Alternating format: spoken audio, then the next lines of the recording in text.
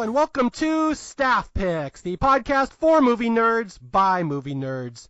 As always, I'm Mario Lanza, and I am your host on our journey through the movies out there that maybe just need a little more love.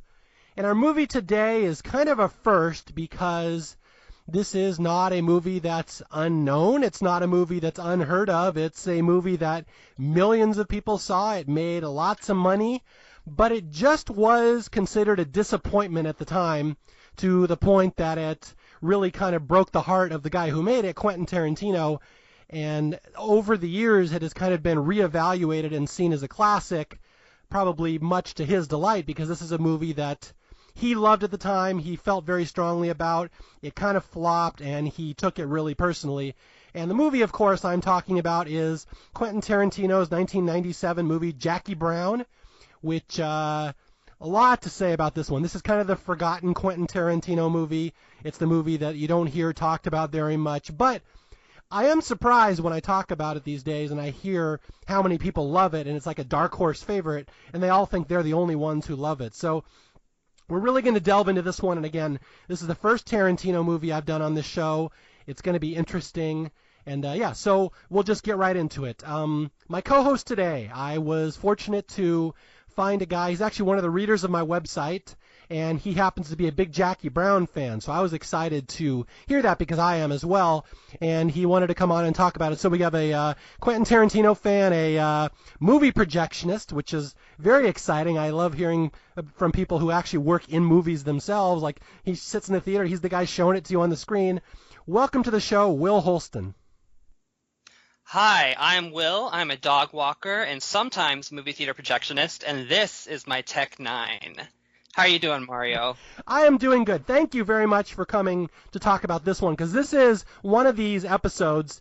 You know, when I start planning out these staff pick episodes, there's some that I really care about. There's some that are kind of gimmies, throwaways. This one I've always had an asterisk next to because I have so much to say about it. So I hope you're as excited about Jackie Brown as I am. Oh, I definitely am. I just got finished watching it, and I was taking notes, and I just have, long pages of it. I'm so excited. There's a lot to say. Okay, before we get into the movie, and there's a lot of history here I want to talk about, but let's talk about you for a second. What's your exposure to Quentin Tarantino movies? Do you know all of them? How did you first learn about Jackie Brown? Kind of give us the history here. Okay, I can't quite remember when I first heard of him. He's just kind of in the popular conscious, so you just know about him for your entire life. I would say I am a hot and cold fan on Quentin Tarantino, which we can kind of get into as we go. I love some of his earlier movies. Recently, I haven't really liked his movies. I actually think they've been kind of bad in the last couple movies, and there's reasons for that. But Jackie Brown has been my favorite ever since I first saw it. I think I bought it in Pulp Fiction just on an impulse at Blockbuster, when they used to sell their used DVDs. Mm-hmm. And then I've been in love with it ever since. So how old are you? Is this a movie you would have seen in the theater? No, I'm 30. I didn't see it in theaters. I guess I would have been 6 or 7, if I'm doing the math right. Pulp Fiction, probably not the ideal movie to show to a 6-year-old. No, I was much more into Sallow when I was a 6-year-old, so it really was kind of below my taste level. Yeah, I will give my history here again. Quentin Tarantino, one of these legendary directors. Some people love him, some people hate him. I will never say he's my favorite director. I'm kind of with you, Will, that some of his movies I really like and some I don't like all that much. But I will say, I don't know if maybe you dispute this, I think he's one of the most interesting directors out there, if only because everything he makes tends to be an event movie. Like, you kind of have to see it, and it's one of these things you'll never not have an opinion on. You'll have a strong opinion on his movie one way or another. Would you kind of feel about it the same way? Yes, I mean, he's definitely, there are very few directors who have movies that come around and it's an event and it's kind of it's a big thing, everybody anticipates it, it's a big production. I wonder what the status of that is going to be going forward, considering the people who allowed him to make the kinds of movies that he made are not really in the position to finance movies at the moment. So it's going to be interesting to track where he comes or where he goes in the future. But I would agree he's a very interesting director to talk about and to just like track the progress of what he's done. Now, would you agree with me that Jackie Brown is kind of the black sheep of Quentin Tarantino movies, the one that hardly anybody ever talks about? Yeah, I would say so. I feel like recently I've definitely seen an uptick in people who say it's their favorite or say that they really like it. Um, but like you were saying, it's kind of one of those movies now that everybody's like, well, what I think is Jackie Brown is his best movie, and everybody else is like, yeah, we all think that. So Mm-hmm. you're not special. But it's getting a reevaluation. But I think for a while there, it was kind of it was the redheaded stepchild. I was actually watching on the DVD. There's a little introduction by Quentin Tarantino for when the DVD came out.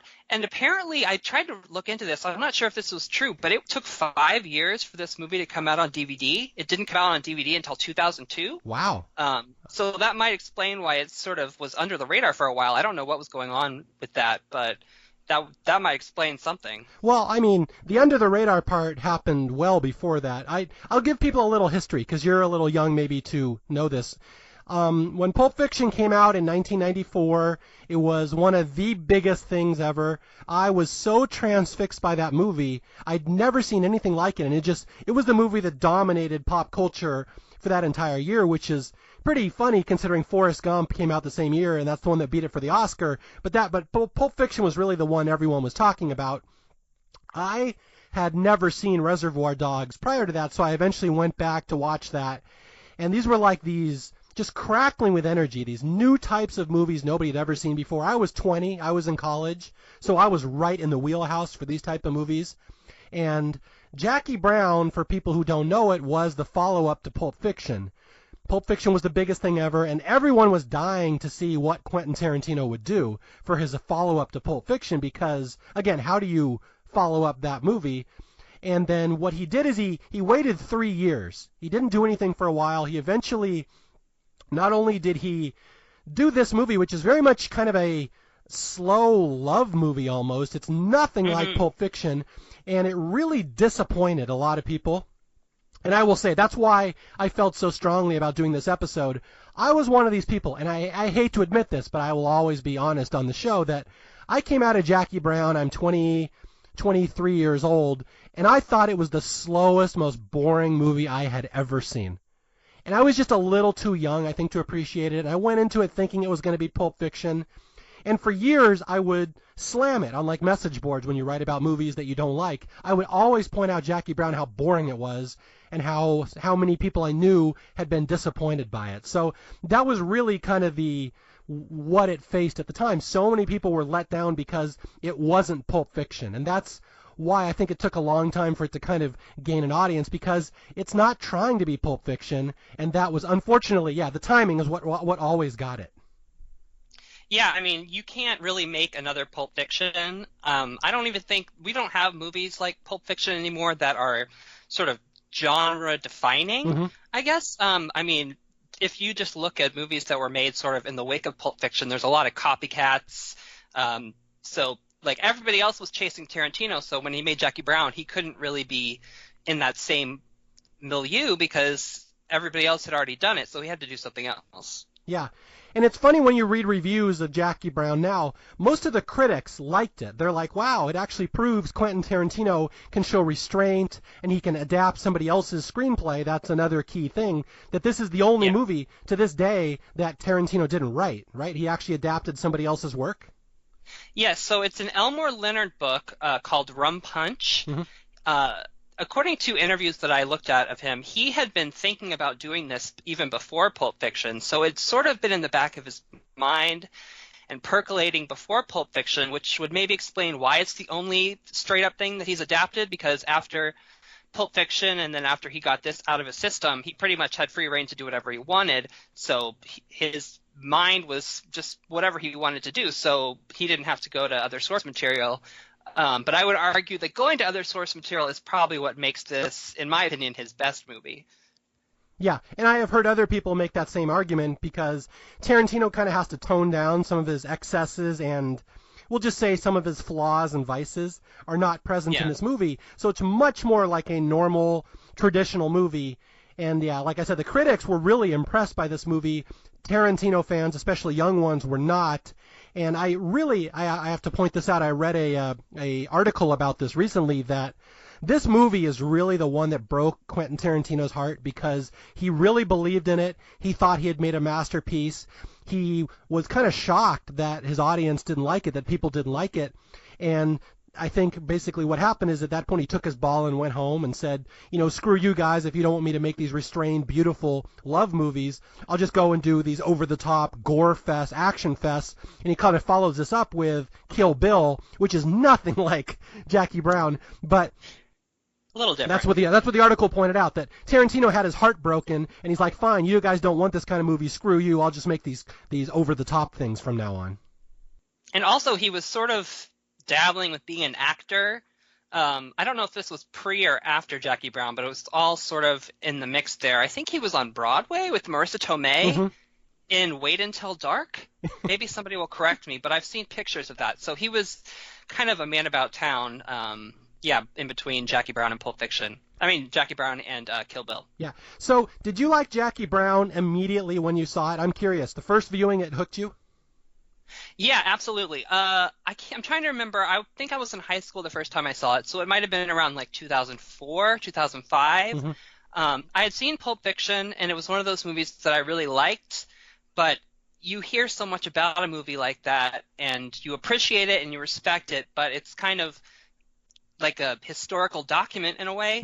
Whereas Jackie Brown, I didn't really know anything about it, and I was just really, really into it. I thought it was really fun, and it's one of those movies that you can watch it on a Saturday afternoon. It's long enough and it's sort of relaxed enough and entertaining enough that you kind of just melt into the movie and just let it wash over you. Yeah, and that's how Tarantino described it. I've read a bunch of interviews and comments from him where he says it's really just a hanging around movie where there's not really a driven story where something has to happen every scene that drives the plot line. It's really just characters hanging out with one another and talking, and it's just supposed to wash over you, these character scenes, just little moments of really well-developed characters interacting with another. And he's like, I wanted to do a movie like that. It's based on some older movies I'd seen, just the hanging around movies, and so that's why I think this movie really it helps the more times you watch it. I think it gets better with every viewing, especially when you just, like you said, it's like a comfortable old slipper. You just kind of slip your foot into it and enjoy it.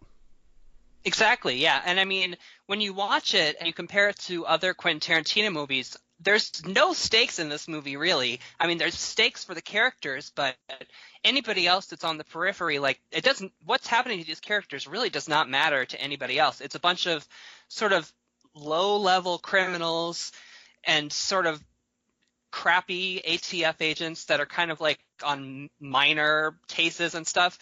I mean, none of these people are, they're not killing Hitler or anything. So the stakes are very, very low, and it's you don't have to worry about other people on the periphery of it. It's just these small groups of people fighting over like a relatively small amount of money for what other Tarantino characters might be doing.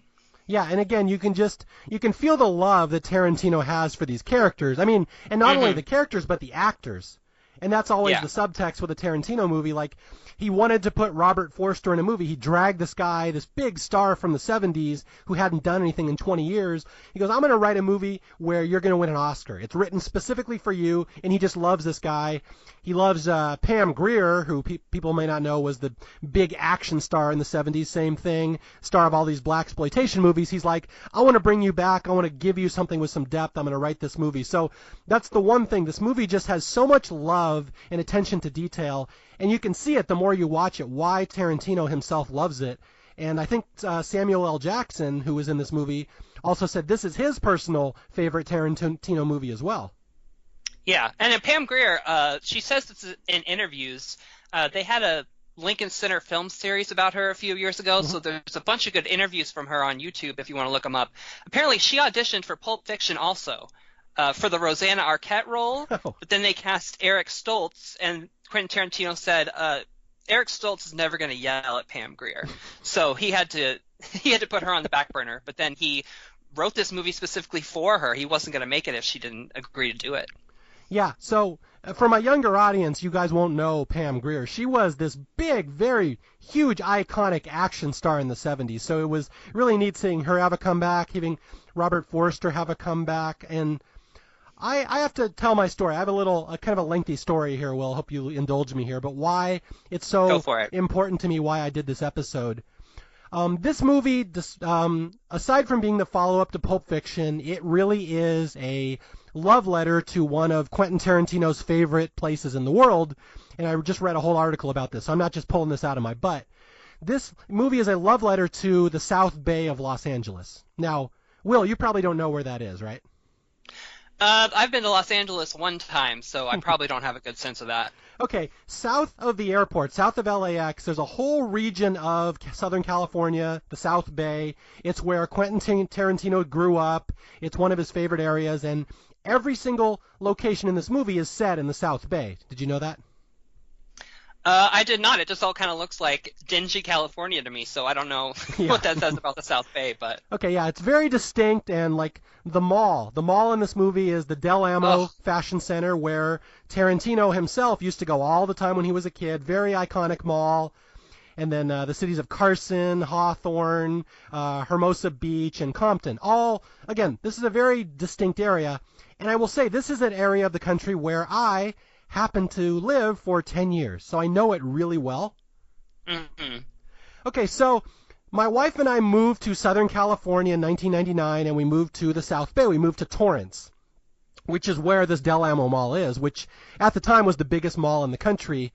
And when we had kids, we had a baby, and we didn't have anything to do. When you're a small kid, you're stuck at home all the time. You have nothing to do. You're just killing time. We took our kids to Del Amo Mall. We used to walk around. It was, like I said, the biggest mall in the world, and you could do laps around it, and you could spend an hour or two just doing that. It was so huge. Yeah. So I didn't like this movie, but then we moved to the area where the movie was set, and I know Torrance. I know that mall. A couple of years later, we lived in Carson, which is this shitty, terrible area of Los Angeles, but that is where Cherry Bail Bonds is set. And that was a real bail bonds location called Carson Bail Bonds, which was literally about 3 blocks from our house. So every location in this movie, I've lived in that area, and I know it very well. So eventually it grew on me that this movie is kind of a love letter to a place that I spent many formative years of my life, and that so it's something meaningful to me. This movie has grown on me over the years just because it's like looking back at earlier parts of my life, this whole area of Los Angeles that is gone. It's all been renovated since then, but it's like a time capsule of Tarantino, throwing it all on camera and showing what that area of the country was like. So that's one thing that's very special to me here. It's interesting that you say, I didn't know that was an actual bail bonds place. And that kind of dovetails into my most recent watch. One of the things I really appreciated and noticed, and I wonder if this is just because that's what was already in the bail bonds place, is that all the set direction in the movie is very lived in, and it's very realistic in a way that other Tarantino movies are not. Like, this movie is not sexy. Do you know what I mean? Like, if you look at the places that they are and just pay attention to all the just the clutter and crap that's everywhere.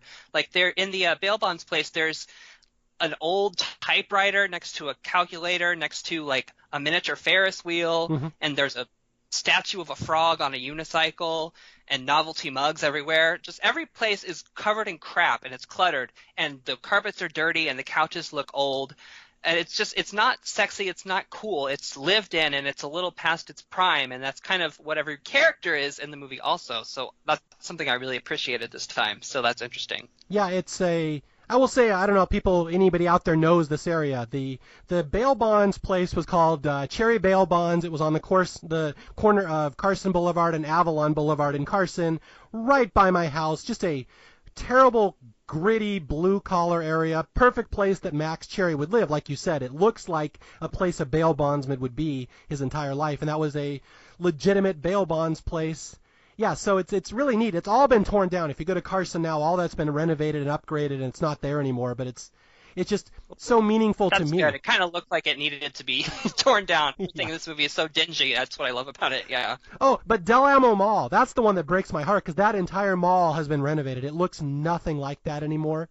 But like every scene in the mall in this, I know exactly where they're filming it because that's a very prominent mall that they used in movies in the 80s and 90s. I think Valley Girl from 1982 was set there. Bad Santa from 99 or 2000 was there. It was just a real iconic place. So anyway, this movie, the more times I saw it, it grew on me, and then I lived in the area and I realized that Tarantino was just doing a love letter to kind of this dingy blue-collar area of California. That's why it eventually won me over, and I just love watching it now, and it just, like you said, I just love letting it just wash over me, these long, slow, protracted Quentin Tarantino scenes where it's just sitting there, they're just doing dialogue. That's like... Yeah, long takes, too. Sorry, I didn't mean to jump in. No, that's fine. That's exactly what I was saying. And it's funny doing a Staff Picks episode on this movie compared to, like, a comedy. When I do a comedy, I'm writing down punchlines left and right. I'm trying to keep notes on everything.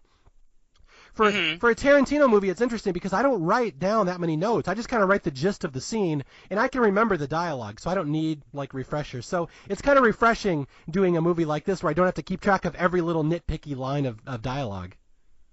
Yeah, I mean, the Tarantino, I mean, there's lots of good dialogue, but it's just sort of a mood and it's an environment. That's kind of what Tarantino does. Mm-hmm. He's all about creating mood and environment and moments. Plot is never his number one concern, really, which is why this movie is so good, because he doesn't have to come up with the plot. Yeah, you could probably summarize the plot of this movie in like a couple sentences. That's the thing. Yeah. It'll be interesting once we delve into the plot here, which we should get into in a minute here. But yeah, Quentin Tarantino cares about three things: characters, dialogue, and soundtrack. And I think everything else... You left off feet. Feet, but, yes. Otherwise, that's correct. And Samuel L. Jackson screaming the N-word and MF. Exactly. I mean, watching this movie, I was like, wow, it's a lot lighter on the N-word than his other movies. Yes. Than I remembered. Yeah, he toned it down and went to the mother effer. That's where that was. I think I read somewhere that of all the movies that Samuel L. Jackson's ever done, this is the one he says mother effer the most times. So this is the record holder. Yeah, I think Quentin Tarantino was a little bit scared of Pam Grier, so I think he was on his best behavior on this set as opposed to any other ones. That's just the impression that I get. Oh yeah, I mean, I've just read meetings or stories of him meeting her and just how in awe of her she was. Like she was like one of the biggest stars in the history of cinema in his eyes because these are the type of movies he grew up with. Yeah. And what I love about Pam Grier, sorry, just to go off on a little bit of a tangent, is that people think in her movies that she was playing herself, but she wasn't. That's not quite accurate. Like, she's kind of a hick. Like, she was raised on a farm. She still lives in Colorado now and raises horses. And she got into acting just because she was Roger Corman's receptionist, and he just liked her. And so he said, hey, you want to go to the Philippines and shoot a movie? And she said, okay, but I don't want to get fired. Like, I need the money. I'm trying to, like, get tuition money. So he gave her a book on the Stanislavski acting technique.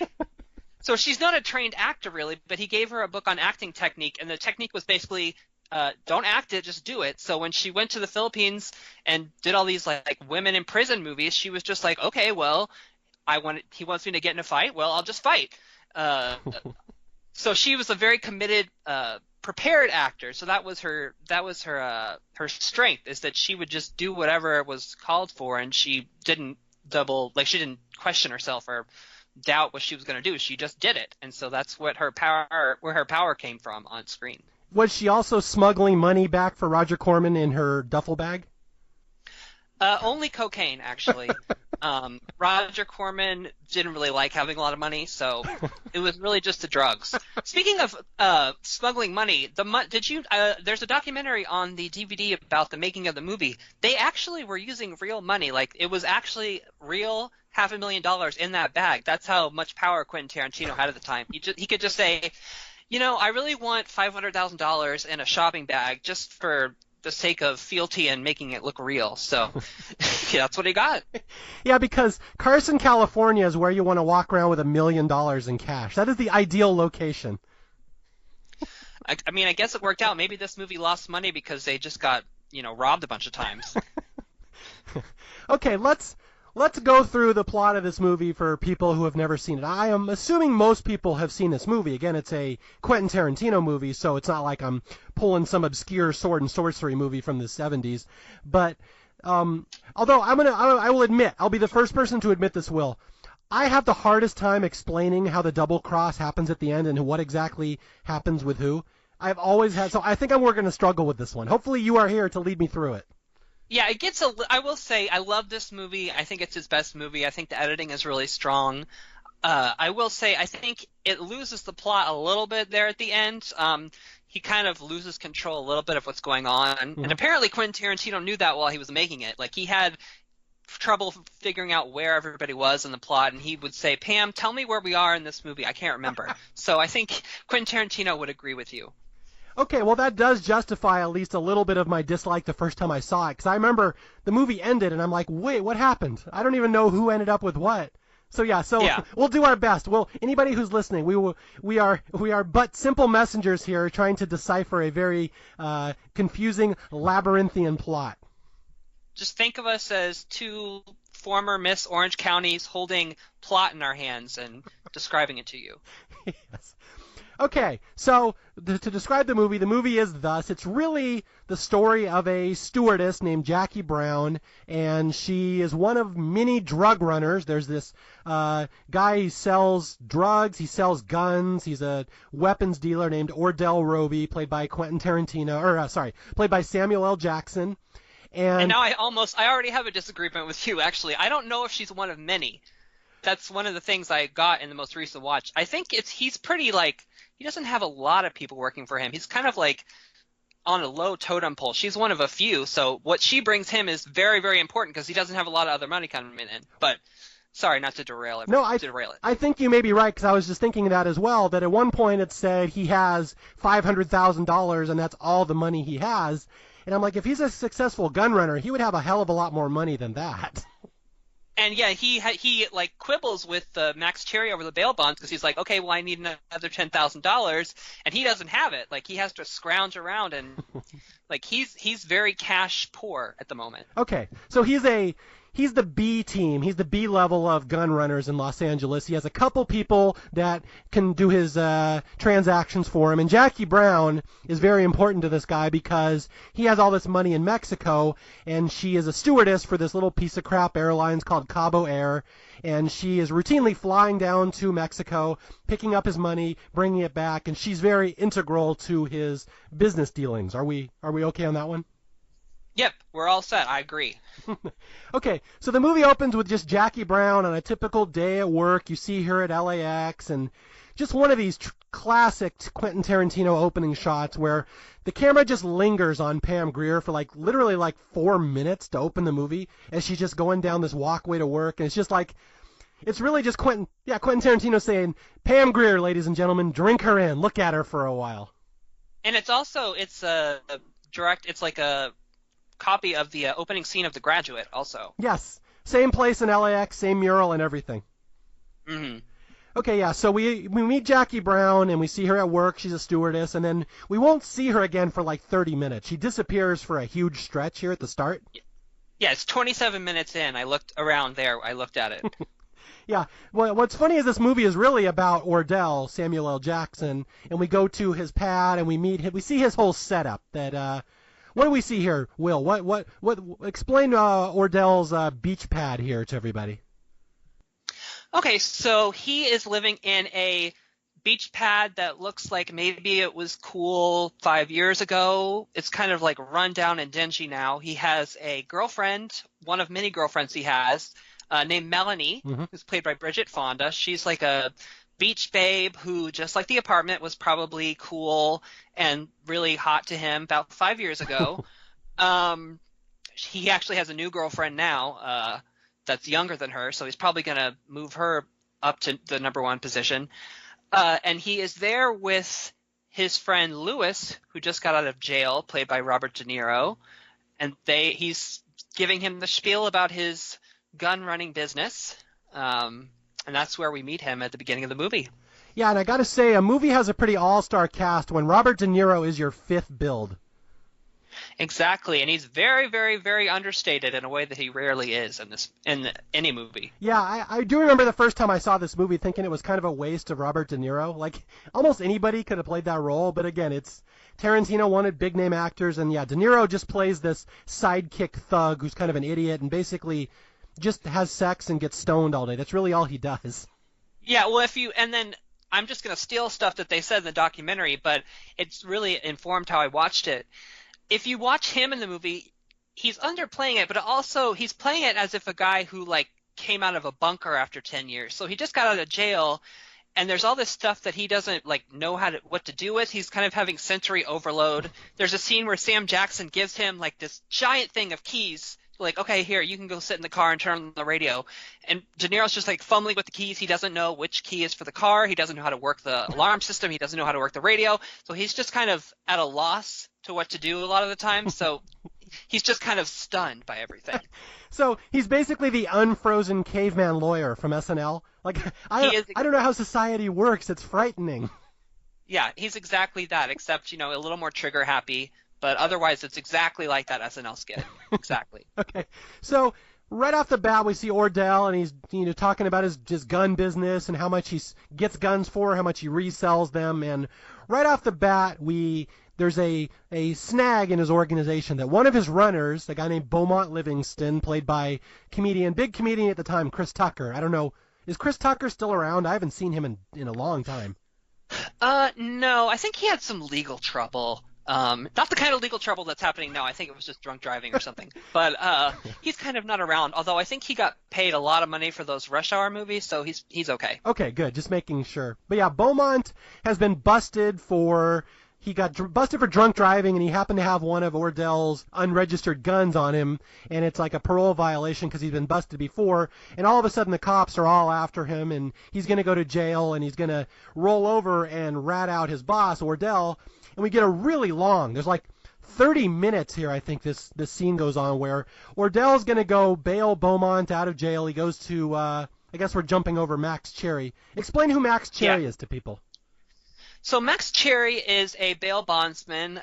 He's a little bit over the hill. He seems like he maybe had a hip happen in life about 5-10 years ago, much like everybody else in the movie. He's a little beaten down. He's a little tired of his job.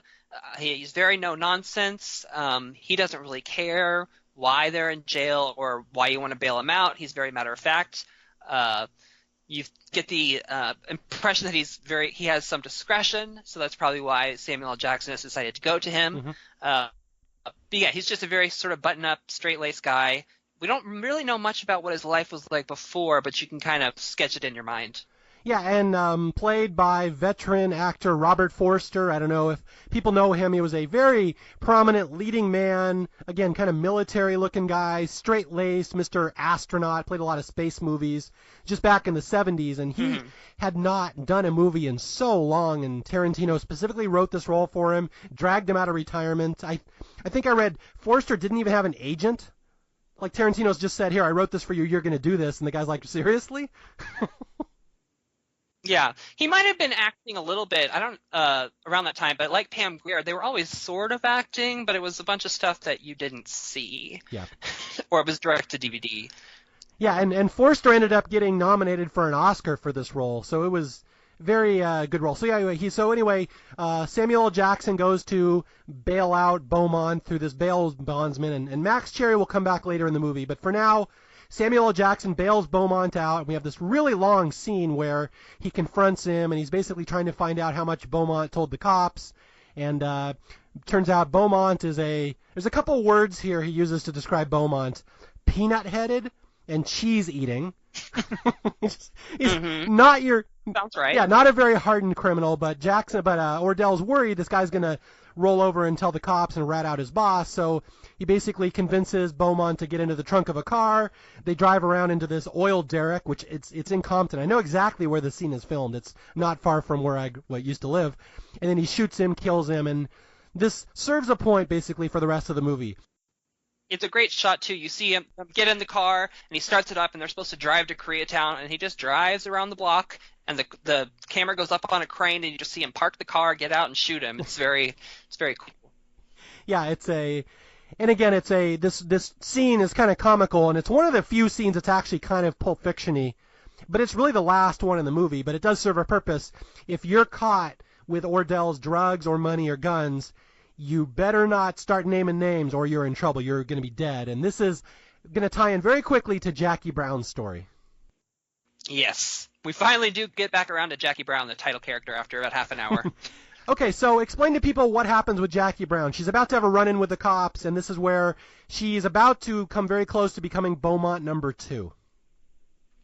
So she, as we find out later, was sold out by Beaumont, and she is walking in the parking garage in her really ugly stewardess outfit, like just awful blue and orange. And she gets stopped by 2 cops, one who was played by Michael Keaton and one who was played by an actor whose name I do not know. And they're feds, and they, after like a really nice spat of dialogue between them, they search her bag and they find, I don't remember, how much money did they find initially? $50,000 in her bag? Yeah, 50,000. It's by law you must declare if you're carrying more than 10. She has 50, so yeah. She's committed an ATF crime, and now they're on top of her. Yes, and then in the interrogation room, though she's not giving up any names and she's playing it cool, they find a small bag of cocaine in the envelope with the money, which was put in there by whoever was giving the money to Ardell. It was like a little present for his girlfriend Melanie, but she did not know that they had put drugs in there also, and so that makes it a lot more severe of a crime that she's being charged with. Yeah, and this is the interrogation scene. The cops pull in Jackie, and they start questioning her, and you learn a lot about her life here, that she's 44 years old. This is not her first arrest. She has been busted for carrying before. And what she works for like the lowest airline in the history of airline travel, Cabo Air. She makes $16,000 a year, and they're just pointing out how sad her life is. Like, you have nothing to look forward to. This is the best you could do after 20 years in the service industry. And we just get the sense that Jackie's kind of beaten down by life. She's seen a lot of hard things happen to her. She's single. She doesn't really have a lot going on. And they start pressuring her to roll over. Who told you to bring in this money? And she, no idiot Jackie, does not name Ardell. She knows if she does, he's going to come kill her. And so what ends up is she ends up going to jail because she won't name names. And this is where our 2 protagonists in this movie, Max Cherry, the bail bondsman, and Jackie Brown, the beaten-down stewardess, are going to meet. And like the 2 most unlikely romantic pairs, like the 2 most unlikely romantic, what word am I looking for? It's the 2 most unlikely love interests in a movie of all time. It's like a 56-year-old sort of small white man and this glamazon black woman who's about double his size. You will never see another movie with a romantic pairing that looks like that. Yeah, and what Tarantino does that's really smart in this movie, and critics always pointed this out, especially, I mean, even right when it came out, is that these 2 just develop this fondness for one another because they just have been beaten down. Life has just not worked out for either one of them. They're both kind of lonely. And Tarantino will allow them to develop a fondness for one another, but they never really actually consummate it. And it's really, he shows a lot of restraint because it never actually ends with them hooking up like you think it will. Yeah, it's all very tentative and flirty a little bit, but it's also maybe they're using, or maybe she's using him in a specific way, but you get the sense they've been through a lot, so they're not just going to jump into something. They sort of know what's up and they know what the deal is, and they're not going to be rash about anything. Yeah, it's very much a love story for middle-aged people, and that's always when I first saw this and I was 23, perhaps I was a little young to really appreciate the kind of the nuance here in this love story and just what people of this age would think about life and what a big deal some of these scenes are for them. So that's one of the things that I in my defense, maybe a 23-year-old might not always be the best audience for this movie. Yeah, well, I mean, that's what I love about it. It's like a movie all about being middle-aged. Everybody in the movie, even Melanie in a weird way, they're all middle-aged. They're all their best days are behind them. Melanie, she's a little bit younger, but he can get somebody younger and hotter, and he's not even impressed with her anymore. The only reason she's in a nicer house than his other girlfriends is because she's white, and so she's kind of like a trophy. But otherwise, he doesn't care about her. She's not going to find anything better. Nobody is on an upward trajectory. Everybody's middle-aged. Everybody's houses are middle-aged. Just everything is dingy and has seen better days. So these 2 are no exception. Yeah, one would say, as like you said, as Pulp Fiction was very sexy, this movie is the opposite of sexy. Everything is unsexy. Yeah, this movie is going to the early bird special. Pulp Fiction is, it's out all night. It's 4 a.m. and it's in the Taco Bell drive-thru. It would be Big Kahuna Burger drive-through. Thank you. I don't know if they have a drive-thru or not, but I guess I'll take your word for it. It's L.A. Everything has a drive-through out here. Come on. Oh, true. Okay, so Max bails, or Ordell contracts Max to bail Jackie Brown out of jail because he's going to do the same thing he just did to Beaumont. He's going to railroad her, trap her somewhere, find out what she knows, and then kill her. And Jackie knows this, I think, right off the bat. She's aware what her fate is, correct? Yeah, she's prepared. Well, when she was in the car with Max Cherry when he was driving her home, she managed to grab his gun out of his glove compartment so that she would be armed for when Ordell came over, which she knows that he will. So she's prepared for him, and there's this great scene between the two of them where it's maybe like 5-10 minutes where there's no edits or no cuts. It's just a continuous shot of them sort of circling each other in the apartment and feeling each other out and trying to figure out what the other person is going to say or do, until finally she sticks him with the gun and makes sure that he does not kill her, and she has a proposition for him. Yeah, this is the one time in the movie where Pam Grier really kind of becomes Pam Grier. For people who know her 70s movies, she kicked ass and took names, and nobody ever would dominate Pam Grier. And so there's one scene here where Ordell's trying to kill her, and she, in the dark, pulls out a gun, places it against his genitals, and basically turns into Pam Grier. She's like, mother effer this, mother effer that, you ain't gonna F with me. And it's like, I can imagine the audience kind of cheering the first time they saw that, because that's the Pam Grier moment. And she tells Ordell, she's like, I could roll over on you, I could sell you out, I could get all of my immunity, but I don't want that. What I want to do is, basically they cut a deal, right? She's like, you have all $500,000 down in Cabo, you're trying to get me to bring it up here, I'll bring it up here to you, we'll work together, but I want my cut, and then I want to retire, because now that I have an arrest over my head, I'll never work again as an airline stewardess. So now we're partners, and this is where an unlikely alliance is born between Jackie and Ordell. Exactly. Although Jackie might have other plans that involve Max Cherry and lots of other people, but as far as Ordell knows, they are in business together to get his money to him. Ordell is maybe not that bright. He maybe puts on a good show, but as Melanie will tell people, he's not as smart as he would like to think, so Jackie sort of has him hoodwinked. Yeah, and I'm going to resist getting into specifics about this plan just because it's confusing and I am not 100% sure I understand it. We'll go into that in a second, but there's one really great scene here in the movie that I don't want to skip over, where the next day Max Cherry comes to Jackie's house after Jackie has cut the deal with Ordell, and he needs to get his gun back. She took the gun from his car, and they just talk.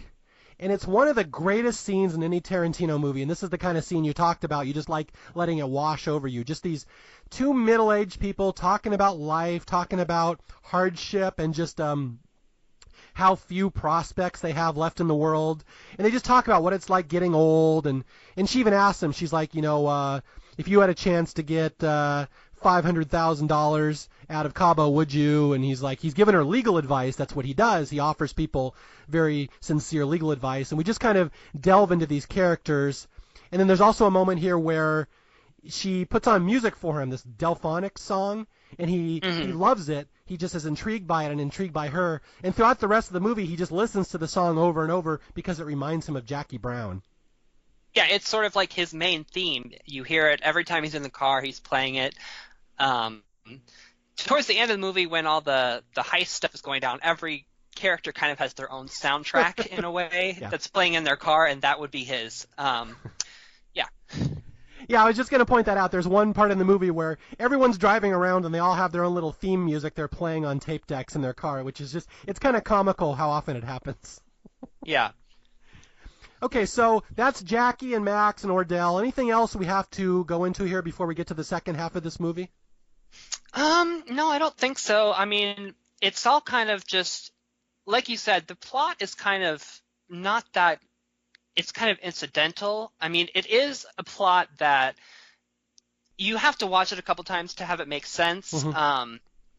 But I do think it is a benefit to the movie that this plot already existed. If you look into Rum Punch, the book, this is pretty much 90% of it is true to what the book is. So Tarantino doesn't really have to worry about the plot, which is fine for him because that's really not what he is into. He's into little details. So when you look, that's what makes this movie so watchable again and again, is that there's little details everywhere, and there's just little Tarantino-isms that he gets to obsess over and have fun with because he's not worried about trying to come up with a narrative because the narrative already exists. He doesn't have to worry about that. He gets to really just explore the little corners of everything.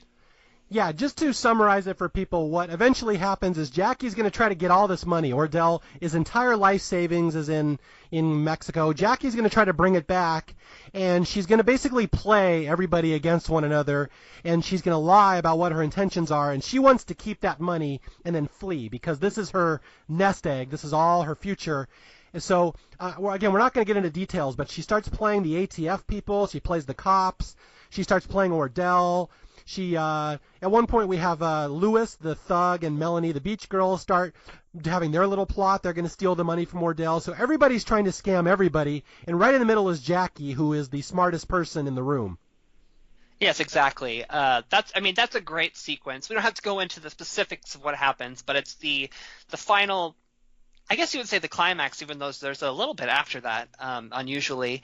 But it's told 3 different times. We see Jackie go into the mall with the money. We see Lewis and Melanie go into the mall to get the money. And then we see Max go into the mall to actually get the money, whereas Melanie and Lewis have been given about $50,000 and a bunch of old paperback books.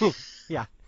And again, we're specifically not going to give too many details, but I'll just go over kind of what happens is we have this dry run where Jackie's supposed to bring some money in. She goes to this mall, Del Amo, which again, just I cannot get over how massive that mall is. It at its peak, basically they had 2 malls across the street from one another, and they just built a skyline or like a little walkway over the street that connected the 2 malls, and now it was one mall. And that was why this mall was so big. So.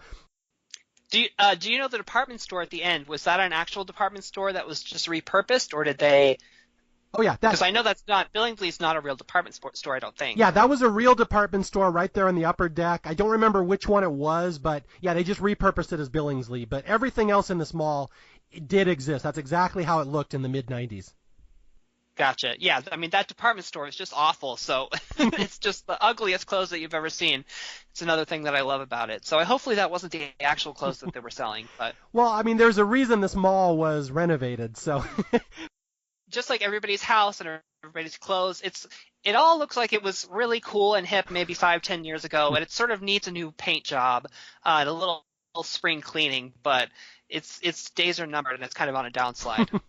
I'll give people a little bit of trivia here. The famous bag switch. Basically, Jackie brings a bag of money into the mall, and it gets switched with another girl, and then there's a third lady who switches the bag again. It's this whole thing it's basically like a shell game where you have the 3 shells, trying to pick which one has the ball under it. So they're trying to do this to fool the cops.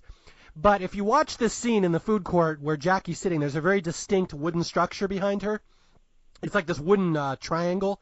If you watch the movie Valley Girl with Nicolas Cage back in 1982, that was also filmed in Del Amo. And if you watch the scene where all the girls are sitting around doing their Valley Girl talk, that you can see that same wooden triangle behind the girls. So it's a neat little moment, kind of like a very famous landmark in these LA movies. The Valley Girl cinematic universe. Yes, exactly. Even though the Valley Girl was supposedly set up in the valley up in San Fernando, but it was actually filmed in Torrance, so little known secret. In Torrance? It's like the Californians started all of a sudden. Yeah. Well, to get up to San Fernando Valley, you just take the 5 and you get off and you get on the 405 and you get out of there. What? Yeah. What are you doing here, Will? What are you doing, our jockey? Yeah.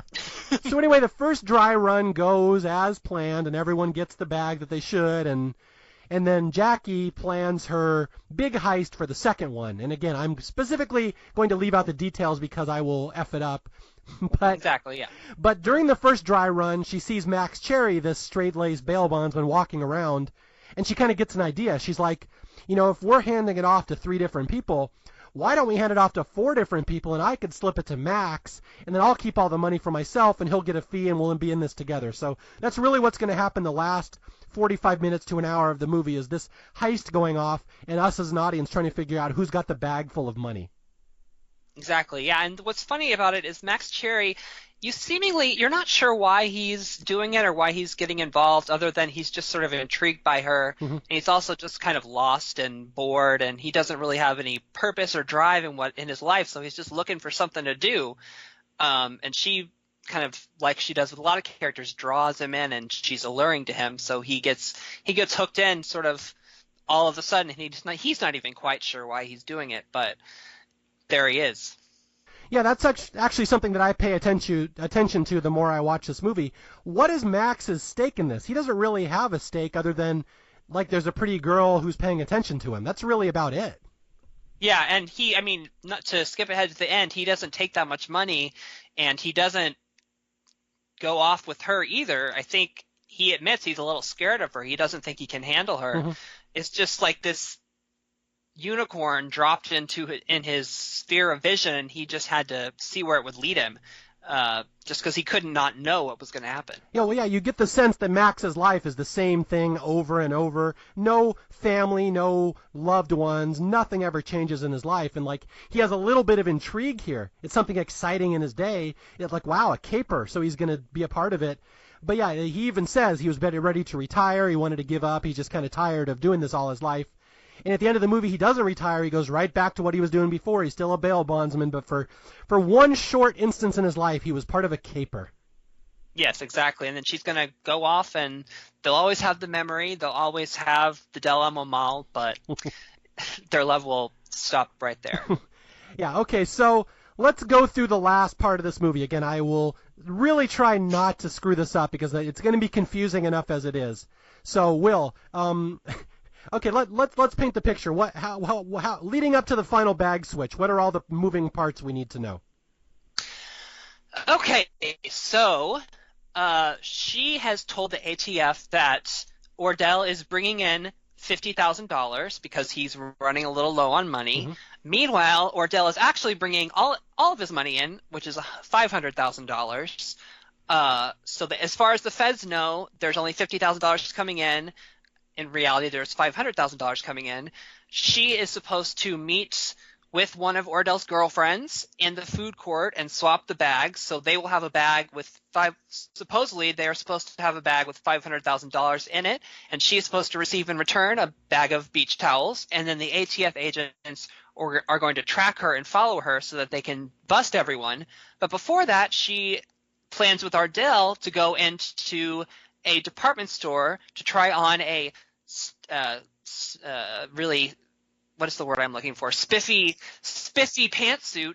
And when she's doing that, Melanie and Lewis are supposed to come in and swap the bags so that before the ATF agents get involved, they will receive a bag with $500,000 in it, and she will give a bag with beach towels in it to the other girlfriend. But her and Max Cherry beforehand have organized it so that she puts the $500,000 in her. Wait, where does she put that $500,000? See, I know I'm getting confused. But anyway, she coordinates it. So okay, got it. So that she leaves most of the money in her purse, and she puts $50,000 in a bag with some old paperbacks, and she gives that to Melanie. Meanwhile, she puts the rest of the money in another shopping bag and leaves that in this dressing room for Max to come get. And then she runs out of the store and acts very, disturbed, and she yells for the ATF agents, and then they come, and then she says, Melanie came and she grabbed all the money. We didn't get to do the swap, so the sting is not going on as planned.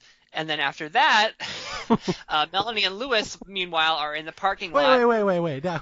Now you're getting too okay. Hang on.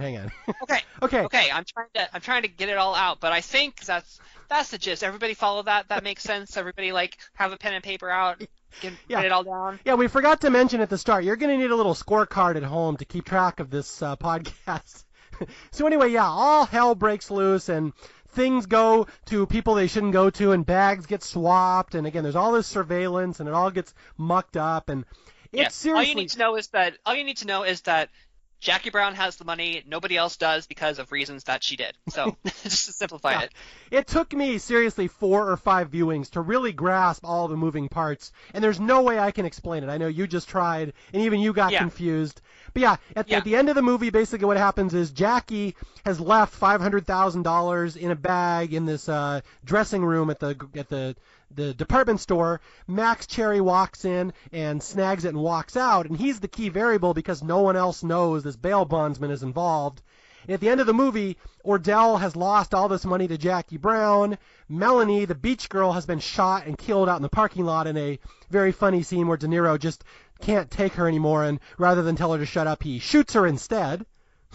Lewis, is it over there? Is it over there? I mean, we haven't talked about her much, but I love Bridget Fonda in this movie. I think she's a lot of fun. She's one of my favorite Tarantino characters. She's just a weird character. It's like this beach bum, hot girl that's sort of not as hot or as cool as she used to be, but she doesn't really have any other options. So she's just kind of high all the time and watching movies and getting dragged out of the apartment to just get involved in this stuff. But she's a lot of fun. I like her a lot. Yeah, well, like you said, that's kind of the story of this movie. Every character has no other options. This is all they have going on. Yeah, they're going nowhere fast. So they're all just kind of biding time until the next thing happens, or they go to jail, or they get killed. It's like they don't have a lot of ambitions. It's all, like I said, it's all low stakes. There's not a lot of stakes in it for anybody. They're just kind of going to do what they're doing now, and then soon they'll be doing something else that's sort of like what they're doing now. Yeah, so at the end of the movie, basically, Jackie has ripped off her boss, Ordell, of every single penny that he owns, $500,000. And Melanie is dead, the beach girl. Lewis ends up dead. De Niro, he gets shot by Ordell for screwing up the bag transfer. And we get this... And you, sorry to interrupt, so you used to live in that area. Was it especially crime-ridden? Because one of the things I noticed that I had to laugh at is that nobody seems to react when people are getting shot in public. Like, there's nobody around. And then when Samuel L. Jackson shoots Robert De Niro, if you look, there's just extras walking around. So nobody's really fazed by all this gun violence. So I guess that's just what L.A. was like in 1997. Okay, well, let me put it this way. In Carson, where Cherry Bail Bonds is, I used to live in a townhouse complex called Colony Park. Across the street was a townhouse complex called the Scottsdales, which was routinely called the single worst area of Los Angeles County. And I just like to let that sink in for a second. In this county, that was considered the worst. Like, the cops wouldn't even go in there. So. Oh, wow. I mean, that's a very competitive award, so it's kind of an honor in a weird way. Yeah, so, again, we were more than happy to get the hell out of there before our kids got old enough to go to school. But, yeah, it's a very greedy area, and you live behind walls. You don't go out much outside the walls. Now, Del Amo, where the mall is, that's a pretty safe area, so where Lewis shoots Melanie, that probably would cause a stir. But the final scene where Ordell shoots Lewis, that's like I don't even know where that is. That's over by the airport somewhere, which is just a shithole. So I can totally see that nobody would even, bat an eye at a gunshot in an alley. That just kind of happens sometimes. Yeah, I mean, it's just another day, and then Samuel L. Jackson gets out the car, and he spends the rest of the movie with Robert De Niro's blood all over him, and nobody's really fazed. Just another day in Los Angeles. Yeah. So the very tense ending of this movie, there's a showdown where Jackie's got all her money back at the bail bondsman's place, and Ordell wants to go get it. So Ordell basically has Max Cherry hostage. He's got a gun pointed at him. He's like, we're going to walk in there, and I'm going to get my money, and if there's anything there that doesn't look good, I'm going to shoot you first. You're going to die, then I'm going to shoot Jackie, and I'm getting my money. So it's a very tense, almost... It's like the one Tarantino movie that doesn't have a Mexican standoff where everybody's pointing guns at each other, but it might as well be in this scene because it's very tense, the last 15 minutes of this movie. Yeah, I mean, it's not really a Mexican standoff because it's over so fast. It's like he comes in with the gun and then snap, the situation is taken care of. It's very unusual for Tarantino that the shootout scene is really not a scene. It's just a moment. Yeah. There's almost no violence in this movie, and there's the Lewis scene where Lewis gets shot. That's the one thing that's somewhat, but you don't even see it. It's kind of off to the side. But yeah, And Melanie's back, like, you just see the back of her head. You don't see any blood coming off of her. I hadn't thought about that. Yeah, but there's very little on-screen violence. Yeah, I actually read that was the criticism of Tarantino through Pulp Fiction and Reservoir Dogs, that he was so violent and excessive and bloody. And this was like him thumbing his nose at the critics, that he would just do a movie with no violence whatsoever and there's no gore and nothing. And then when everyone rebelled against this movie and they didn't like it, he's like, well, screw you, I'll just go over the top with the next one. And then you get Kill Bill, where there's literally fountains of blood shooting across the screen. So that's... And there's sections of Kill Bill that are in black and white simply because the Motion Picture Association of America would not give them an R rating if it was in color. Yeah. So it was a very deliberate attempt on Tarantino to have no violence in this movie. But yeah, that's the end of the movie. Ordell shows up at the Cherry Bail Bonds. The cops are there. Jackie has called them. Ordell gets shot. And the cops, this is the part of the movie I always get confused by. The cops never figure out that Jackie has smuggled in $500,000. Yeah, so they're under the impression that Ordell is spooked and that he's only bringing in $50,000. So as far as they know, only $50,000 came in. The one question I had is, I don't know what the feds think is happening at the bail bonds place. Mm-hmm. So Max and her have said, okay, come here, we'll give you all of your money. So I don't know what the ATF thinks is actually happening in this situation. Because they don't think Pam or Jackie Brown has any of the money. As far as the feds know, she has no money from the drop.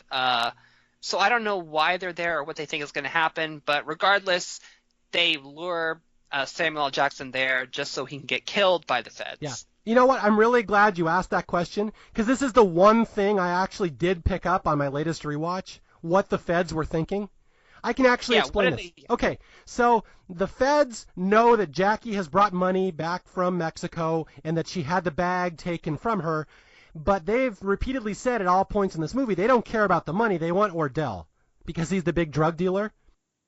Mm-hmm. So when the bag gets taken from Jackie in the mall and Melanie ends up dead in the parking lot, they think Ordell has done that. So now not only can they get Ordell on the gun charges, now they get him on a murder charge.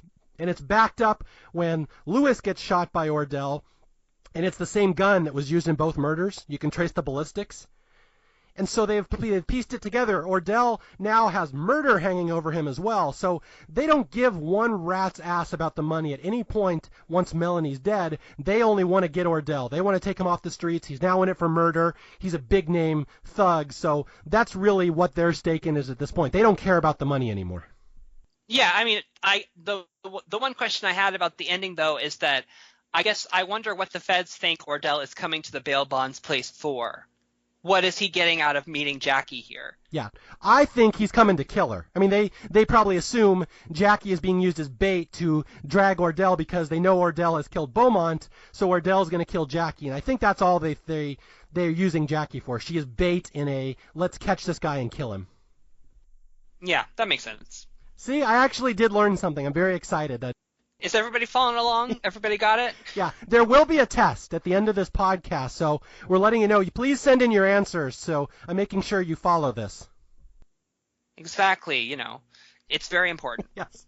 So anyway, that's the end of the movie, and Ordell is killed, and the ATF and the cops get their man, and it's really, at the end of the movie, we're left with Jackie and Max Cherry, who have somehow conspired to get $500,000 out of Mexico, and now it's theirs because, again, it's drug money. No one even is missing it. No one knows it's gone, and Max doesn't take it, right? He only takes like 10%?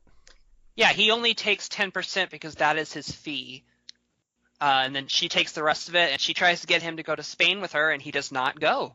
So, yeah, they have to part ways. Yeah, it's this whole movie, these two have been flirting with each other, and Max is listening to the Delphonics. He keeps listening to it in his car because that's her song, and he's so enamored with her.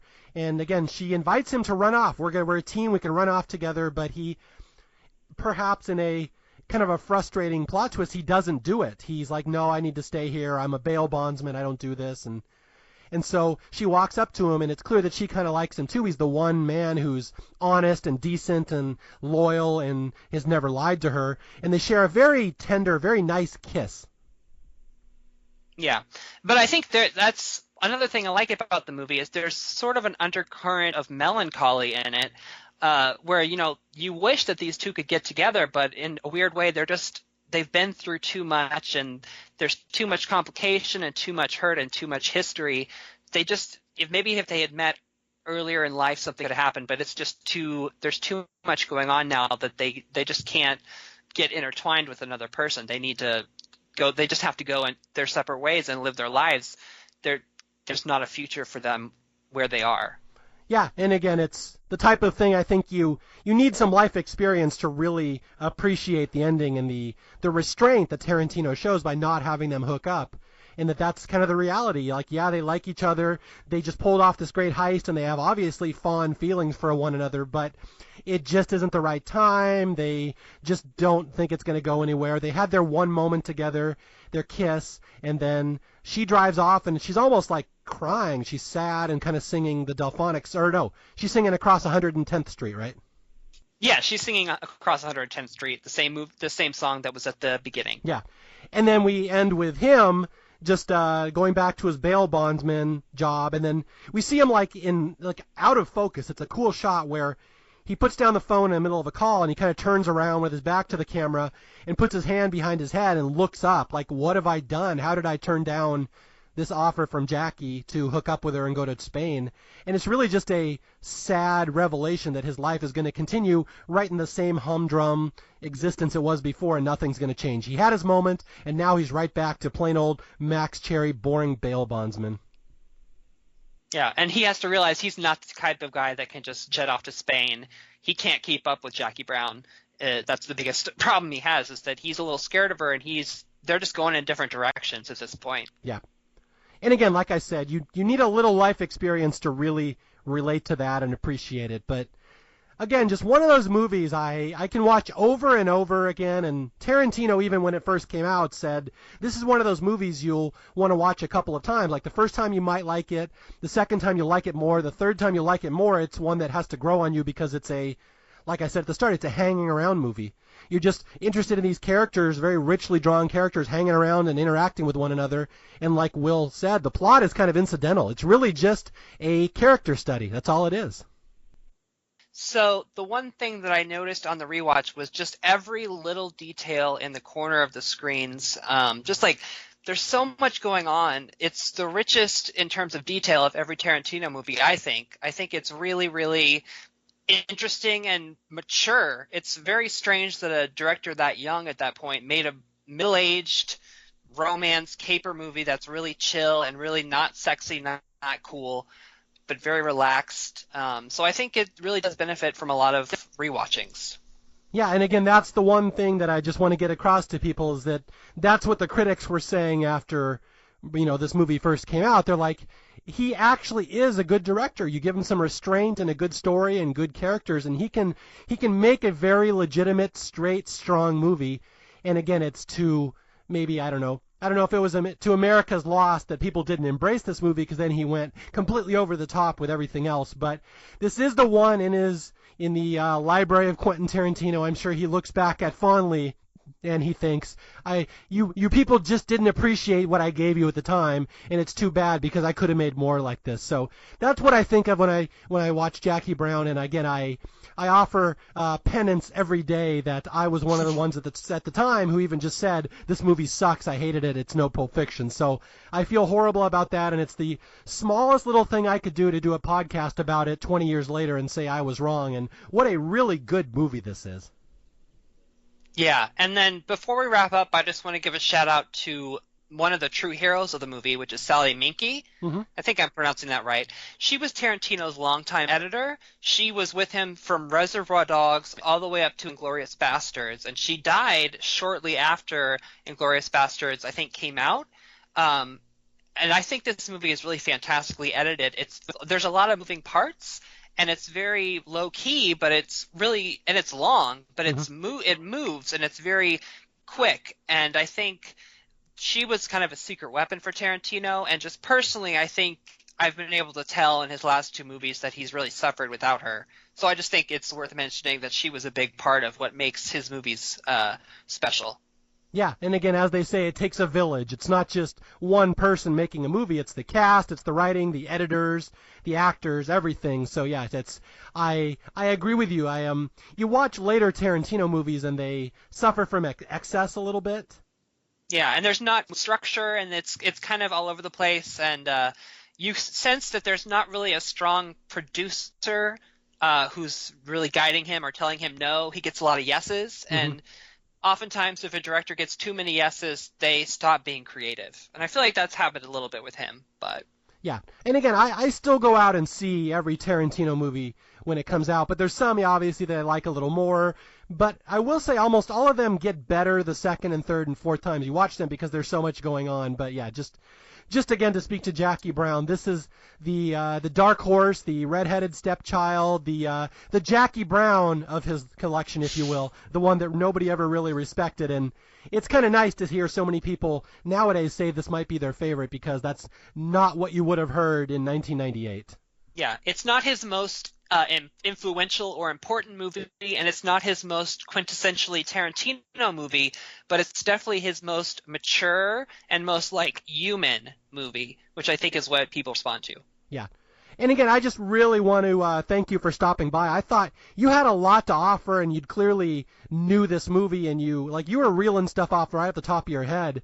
And I don't know if people realize how much editing goes into these episodes. There's some that I have to piece together because it's kind of awkward. There's some where the discussion's kind of clunky. This is one I'm going to release almost verbatim because I just thought you worked so well and I thought we had a good dynamic. So I just really want to appreciate your preparation for this, Will, and coming on the show. I thought that was one of the better episodes I've done, I think. All right, well, awesome. Thank you. Yeah, I'm an anxious person, so I over-prepare for everything. So I'm glad that it worked out. Over-preparation is never bad. That's what I tell people. Perfect. Yeah, I can send you the page of notes that I have things that I didn't mention, and you can like post it on the website.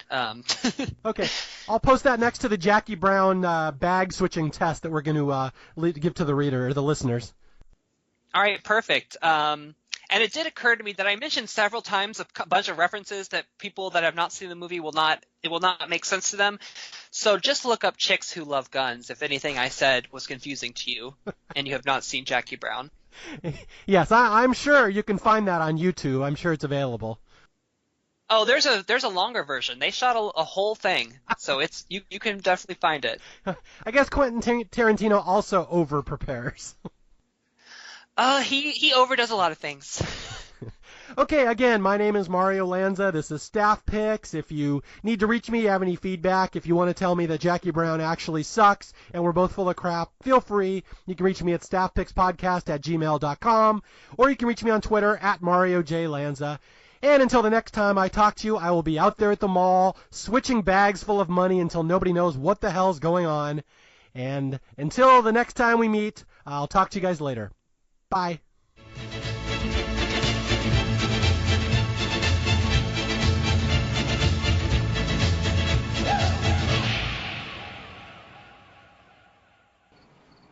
Exactly how long I gotta be in this motherfucker? Hey, you said 10 minutes.